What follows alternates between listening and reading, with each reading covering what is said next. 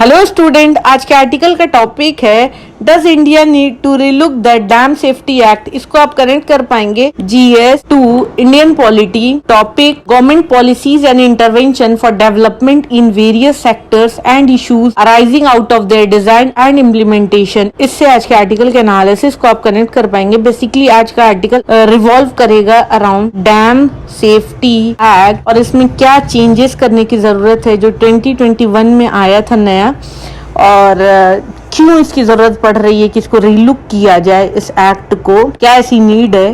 क्योंकि अभी रिसेंट में ही सिक्किम और हिमाचल प्रदेश में डिजास्टर आया है, और अगर इस तरीके का फ्यूचर में डिजास्टर आ गया तो क्या होगा, और अगर नहीं लाना है तो कौन कौन से स्टेप्स लेने हैं, इसके ही अराउंड आज का आर्टिकल रिवॉल्व करेगा।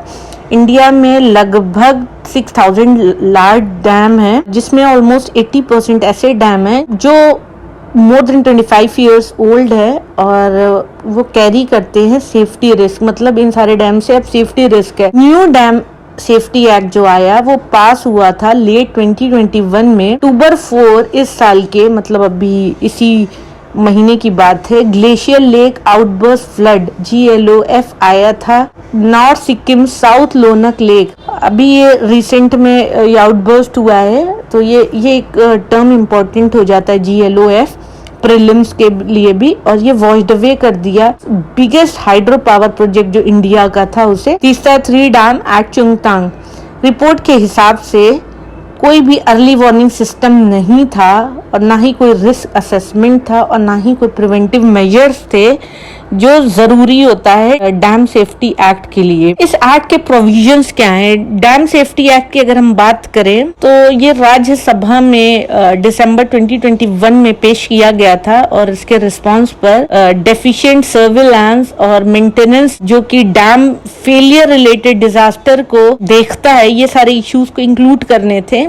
एक्ट ने लिस्टेड किया था कुछ की रिस्पॉन्सिबिलिटीज और मैंडेट जो नेशनल और स्टेट लेवल की बॉडीज को मानना जरूरी था अगर उसे ये इम्प्लीमेंट करना है। तो नेशनल कमिटी डैम सेफ्टी पर कहती हैं कि वो उन्हें ओवरसी करना चाहिए जो डैम सेफ्टी पॉलिसीज और रेगुलेशन है।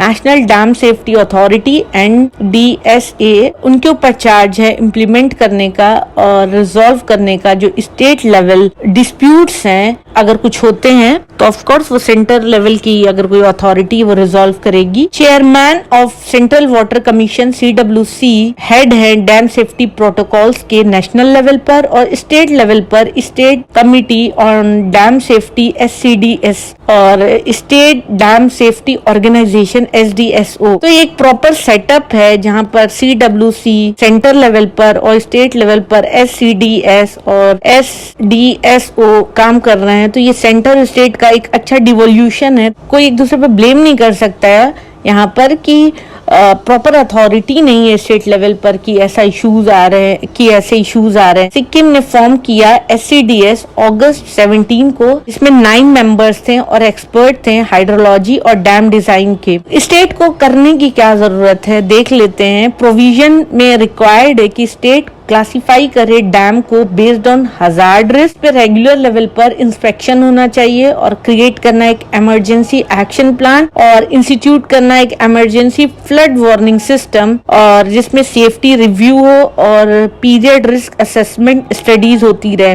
ताकि डैम का जो प्रेजेंट स्टेटस है वो सही तरह से पता चले। स्टेट को रिपोर्ट करना पड़ता है जो स्टेटस होता है और जो रिकॉर्ड इंसिडेंट्स होते हैं डैम फेलियर्स के। अब तक कोई भी स्टैट्यूटरी प्रोविजंस नहीं आया है जिसमें एक जो जरूरी सिस्टमैटिक रिपोर्टिंग है वो हो रही हो, तो वहां पर एक फेलियर है और कोई भी ऐसी सिंगल एजेंसी नहीं है जिसे टास्क दिया गया है कि वो ट्रैक करें इस डेटा को। CWC रिकॉर्ड रखती है लेकिन उनका जो लिस्ट है रेगुलर लेवल पर अपडेट नहीं हो रहा है। अगर देवेंद्र डामले की बात करें तो उनका आर्ग्यू था 2021 में जो उन्होंने वर्किंग पेपर में दिया national institute of public finance and policy में। तो ये सारे उनके डिस्कशंस थे। तो क्या एक्शन लेना चाहिए और क्या ये लोग ये स्टेट्स जो अथॉरिटीज हैं वो क्या कंप्लाई करने में फेल है, फेलियर क्या है कंप्लाई करने में कोई भी प्रोविजंस जो एक्ट में है, और वो पनिशेबल है, वहां पर इम्प्रिजनमेंट भी दिया जाता है और फाइन्स भी है। अगर किसी भी तरीके का ऑब्स्ट्रक्शन होता है या रिफ्यूजल मना कर देते हैं कि कोई डायरेक्शन अगर वो नहीं मानेंगे as a result of loss of life या किसी भी तरीके का ग्रेव डेंजर हो जाता है किसी एंटिटी को, वो पनिशेबल है इम्प्रिजनमेंट फॉर ए टर्म, और जो एक्सटेंड कर सकता है 2 इयर्स तक। एग्जाम्पल के लिए फरवरी इस साल सिक्किम हाई कोर्ट ऑर्डर किया गति हाइड्रो पावर प्रोजेक्ट कंपनी की वो पे करें 70 लाख टू विडोड मदर्स को जो नॉन कंप्लायंस थे डैम सेफ्टी एक्ट के। चैलेंजेस क्या है? एक्सपर्ट कहते हैं सिक्किम इंसिडेंट बताता है कि एक ब्लाइंड स्पॉट है दोनों ही लेजिस्लेशन और इम्प्लीमेंटेशन को लेकर। डीएसए का कहना है, डीएसए मीन्स यहाँ पर डैम सेफ्टी एक्ट है, कि किसी भी तरीके का रिस्क बेस्ड डिसीजन मेकिंग को प्रमोट नहीं करना है, और यहाँ पर एक फेलियर है कि ट्रांसपेरेंसी को इंसेंटिवाइज नहीं कर रहे हैं। हिमांशु ठक्कर एक एनवायरमेंटल एक्टिविस्ट और कोऑर्डिनेटर हैं south Asia network on dams reverse people. उनका कहना है कि जिस तरीके से फ्रीक्वेंसी जो है बढ़ रही है और इस तरीके के डिजास्टर की, इस मैसिव लेवल के डिजास्टर की, तो एक पैटर्न दिखाता है जो नेग्लेक्ट करता है, और इस तरीके की चीजें होती रहेंगी रेगुलरली और लोग फेस करेंगे डिजास्टर एज ए कॉन्सिक्वेंसेस, जिसे हम नेचुरल डिजास्टर कहते हैं। लेकिन इसमें कुछ नेचुरल जैसा नहीं है, क्योंकि ह्यूमन की गलती की वजह से ये डिजास्टर हो रहे हैं, तो कहीं ना कहीं ह्यूमन मेड ये डिजास्टर है। किस तरीके से डैम की सेफ्टी को अश्योर किया जाए? डैम सेफ्टी एक फंक्शन है जिसमें बहुत सारे पार्ट्स हैं, डिजाइनिंग, कंस्ट्रक्शन डैम, जहां पे एडहियर होना है, फॉलो करना है एक safety margin, maintaining, operating as per guidelines, और डेटा रिकॉर्ड करके रखना है रियल टाइम में, एसेसिबल फॉर्मेट में, और फोरकास्ट करना है आने वाले कोई भी हजार्डस इवेंट्स अगर होने वाले हैं उसे, और इसके साथ एक इमरजेंसी प्लान बना के रखना है। सिक्किम GLOF अभी जो आया वो दिखाता है कि पुअर कंप्लायंस था किसी भी लेवल पर, अगर हम बात करें तो सारे ही लेवल पर एक पुअर कंप्लायंस था। और डैम की डिजाइन